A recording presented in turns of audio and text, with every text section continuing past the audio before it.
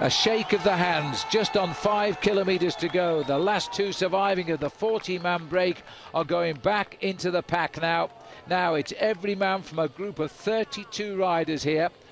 And it could well be the man that wins the stage with the small time bonus for victory will be the next leader of this race.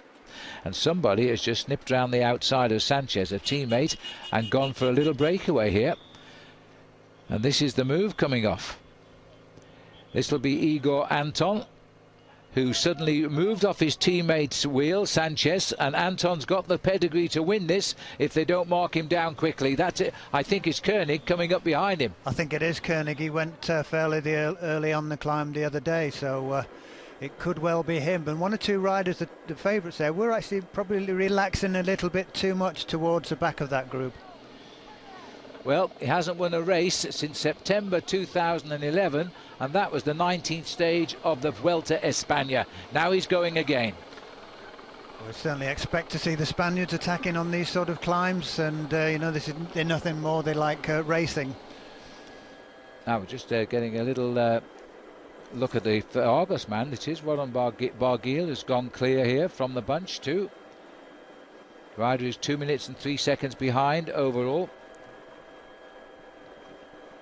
Now it's Camera's giving the spread, but there's been a replacement in the chase. It's only Barguil down there at the moment, and Anton has really flown the coop here right now. Yeah, no reaction from the rest of the peloton at the moment, apart from Barguil, so we'll expect to see somebody attack soon. 4 kilometers to go. The speed these boys are climbing, at about 6.5, 7 minutes of racing left. Still got the control at the front with Mathieu Boucher, and still no move coming from Chris Horner. More content on taking an early shower there. Still waiting for the move. He knows it could all be down to the bonuses. The chase group, we'll call it the peloton, although there's only about 28 riders left, and that is under 4 kilometers to go. Igor Anton trying to go clear. What a result it would be. He's not going to take the race lead. There's no red jersey at stake here. He's 5 minutes 42 seconds behind, and that could be in his favour because there's no reason for the leaders of the Tour to go for him. No, I think that's exactly what we're seeing. They're seeing the favourites still looking at each other at the moment, just not willing to take it up. It's still early days. Eros Capecchi, or Capecchi. Now he is a danger. He's only 52 seconds behind overall here. That could be a nice diversion for his team leader, Alejandro Valverde. And there's a reaction coming there as expected. And this is a counter-attack from Bart de Klerk of Lotto. Had a very good Tour de France. Now this is it, Graham. It's come at 3.5 kilometers to go, but the friendship on the climb is now gone. Chris Horner's stalking them. Coming up on the champion of Italy's wheel, Santa Romita, decides he doesn't want to go past him yet. No, that was the attack we needed, I think, from Capecchi. It's just really launched the attack, and I think Valverde probably sent him up the road a little bit to start making the other riders chase. As Horner now pushes on. This style of his is very stiff, but he's got so much power. He's decided, he sensed the pressure has gone on, everybody under pressure, time to make a move. He doesn't have to catch this man to be the next leader of the race. 3 kilometers to the summit, and we still have this one rider, Igor Anton, now being chased by Chris Horner. Bart de Klerk and Nibali has also joined on in the chase as well. Now, that is serious. Nibali is now trying to defend his red jersey. Yeah, he's gone up to him. We should start. We're seeing Basso already come up there, and we'll no doubt try and we should see people like Valverde and Moreno, Rodriguez. Wow. Where are they at the moment? Look at the speed of Basso here. He's gone straight over the top. Horner's jumped onto his wheel, and the peloton has come back. That was Rigoberto Urán from Team Sky who's closed the gap down. He's their long-term favourite along with Henao.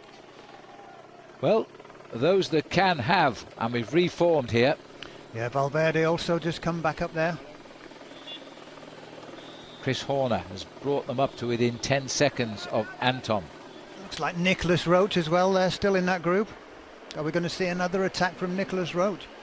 Well, Roach is in an interesting position. He could be the leader again tonight in the King of the Mountains, and there's points on this, first category points as well.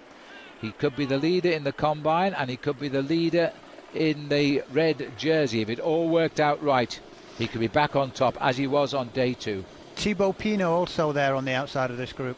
Well, we've still got Henao and Rigoberto Urán from Team Sky in that chasing group.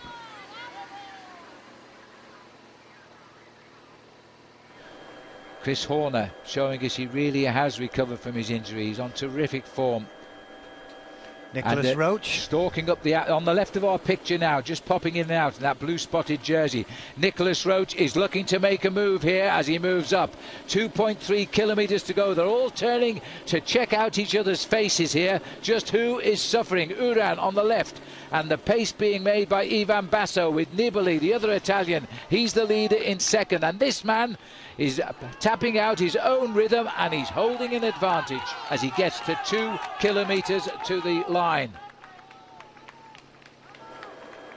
Let's see how we go. The clock is running, but we can't see the banner. Yes, we can. Just about reaching it. It's still a possibility, this one, Graham. We're hitting about, let me just see, 15 seconds, and the attack has gone straight off the other end there. And that looks like Thibaut Pinot, and the reason he's gone, he's seen the attack here by Leopold Koenig. Now we know why Team NetApp were doing so much work to bring back the race, because they are planning on Koenig going for gold here. He's making his move inside 2 kilometers to go. Well, the one rider who's still ahead is Igor Anton, but you know, I wouldn't fancy his chances now. 1.8 kilometers to go, but he's got a man who can really climb mountains at the end of stage races very fast indeed. Igor Anton grits his teeth and pushes on. He's had some great one-day results in his life in the classics, and he's had in all 4 stage wins in history in the Tour of Spain. Can he make it 5? And without doubt his best here as his sponsors withdraw at the end of the year. A face on Ivan Basso just now, and then Danny Moreno just behind him in that white jersey also joined the leaders here. Now we need to see Chris Horner if he wants that red jersey, because he should be coming up. Thibaut Pinot is in the blue jersey. I think it's Bart de Klerk is the 4th rider in the move. Well, what a ride this is by Basso as well. Best we've seen of him for quite some time. For a very long time. Nicholas Roach. His team must have known that because of the way they brought him to the base of this climb. Samuel Sanchez, 91, former Olympic champion. And this is the man who's still out in front at 900 meters. Can he just stay away? But somebody's taking a big run at him behind. It's Koenig. Koenig is trying to reach him, the man who's surprised in the Amgen Tour of California. He snatched the stage there on the line, and he's absolutely flying at the gap.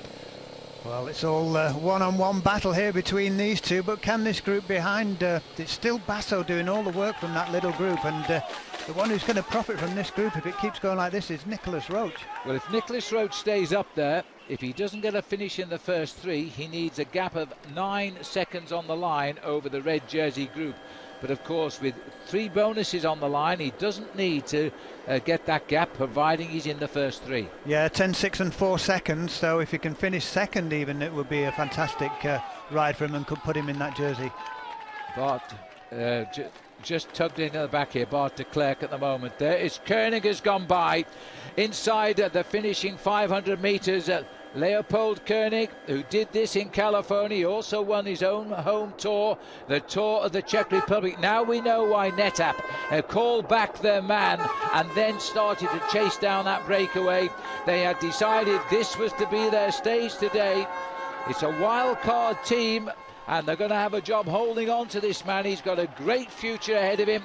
He's now free to fly to the finish. He's going through 200 meters as the group behind without Nibali there. So there could be Roach in red tonight now. He's third wheel as we look at this. Danny Moreno has gone forward to try and pick up with Koenig. Koenig really shouldn't look back so close to the line now, because literally every second counts. But Leopold Koenig will get the win here. It's coming over the hill. Moreno is trying to chase him down just behind him now. Nicholas Roach behind. Is he going to get a bonus? It looks like he is. Third place, a 4-second time bonus. 5, 6, 7, 8. Nicholas Roach gets his first Grand Tour leaders jersey. He'll be the red jersey tomorrow as Valverde comes home as well. Rodriguez locked on his wheel further down. Uran Haynau is here, but where is the red jersey? He comes in at the tail of this group, so the time gaps will be quite significant tonight. a lot of riders were saying that this climb may just be about bonuses today, but well, you saw the faces on some of those riders in that last kilometre or two. That was tough racing, and it was almost a fight all the way to the line. And riders did lose time there. Nibali struggled to stay with his group. And when, if ever, have two riders from the Czech Republic won back-to-back stages in a Grand Tour? And I'm going to treat that as another rhetorical question like yesterday's, because I don't know. Koenig was in a state of collapse at the finish, as was Nicolas Roche, for whom third was as good as a win. There's the stage result. Koenig by a second from Danny Moreno and 5 seconds from Roche. Thibaut Pinot looked good on the final climb, as did Ivan Basso. Bart de Klerk was 6th. Igor Anton finished 7th after launching the first attack. Alejandro Valverde and Joaquim Rodriguez finished together, although divided by our graphics, 19 seconds down. Then came a group at 23 seconds containing Rigoberto Urán and Chris Horner, 4 seconds ahead of Vincenzo Nibali, who came in with Sergio Henao. Among the big losers today were Bauke Mollema and Roman Kreuziger, losing 2:33 and 5:27 respectively. One of two big winners was Leopold Koenig. We said before, we planned it before the stage that we try to control the race, try to control the breakaway, and we did it. We spent a lot of energy in front of the bunch, riding the guys. Backed me really well. I'm really thankful to them, and I'm just so happy that I could repay their trust, and it's just a dream come true in my very first Grand Tour to win the stage. It's unbelievable for me. And for NetApp Endura, here is a wild card and able to relax now, knowing that their Vuelta is already a success. Now let's deal with the green jersey, because it's the only one not in the possession of Nicolas Roche. Danny Moreno's second place was enough to take that back from Michael Matthews today. And Nicolas Roche's third was enough for him to take the race lead. He has 17 seconds over Chris Horner, with Moreno third on the same time. Vincenzo Nibali is down to fourth. Leopold Koenig straight into the top 10 at number 5, ahead of Aimar Zubeldia, Alejandro Valverde and Rigoberto Urán. Roche's teammate Rafa Majka moves up to 9th as Roman Kreuziger drops away. Joaquim Rodriguez is up to 10th, 45 seconds behind Nibali, 1:03 down on the